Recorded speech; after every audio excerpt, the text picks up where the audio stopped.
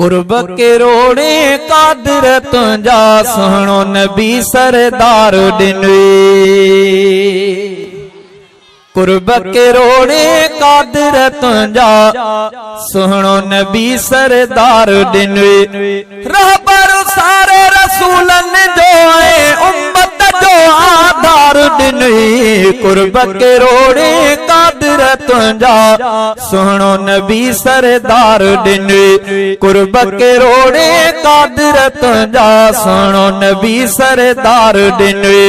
रहबर सारे रसूलन जो उम्मत जो आधार डिने। कुर्ब के रोड़े कादिर तुंजा सुहणो नबी सरदार डिने। जेको जहानन लाए रहमत आए उन्हीं जे आम थे बरकत। जेको जहानन लाए रहमत आए उन्हीं जे आम थे बरकत।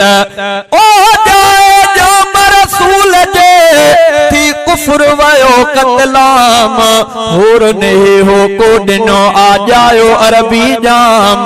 मालिक मिड़नी खां मथे आज जो कयो मकाम।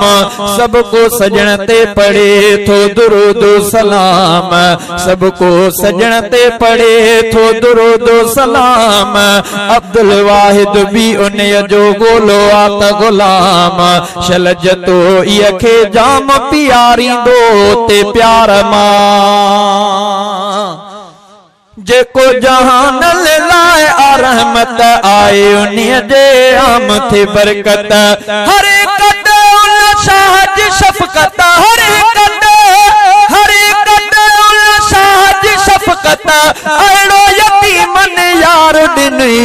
कुर्ब के रोड़े कादिर तुंजा सुहणो नबी सरदार डिने। कुर्ब के रोड़े कादिर तुंजा सुहणो नबी सरदार डिने। रहबर सारे रसूलन जो उम्मत जो आधार डिने। कुर्ब के रोड़े कादिर तुंजा सुहणो नबी सरदार डिने।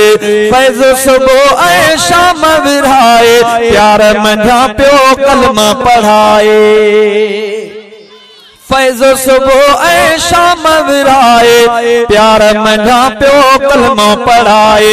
सादन के भी सीने लाए मिठड़ो नबी मन ठार डिने। कुर्ब के रोड़े कादिर तुंजा सुहणो नबी सरदार डिने। कुर्ब के रोड़े कादिर तुंजा सुहणो नबी सरदार डिने। रोंदन खे जे पोरी जाए पंजे परावन खे परचाए। ओ रोंदन खे जे पोरी जाए पंजे परावन खे परचाए। सादन खे भी सीने लाए गमगीनन गम ख्वार डिने।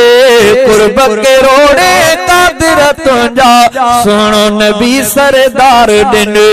कुर्ब के रोड़े कादिर तुंजा सुहणो नबी सरदार डिने। अब्दुल वाहिद शाफी थींदो बेरन खे वठी माफ़ी ॾींदो। अब्दुल वाहिद शाफी थींदो बेरन खे वठी माफ़ी ॾींदो। कुलनी खे उहो काफ़ी थींदो बेरन खे महदार डिने।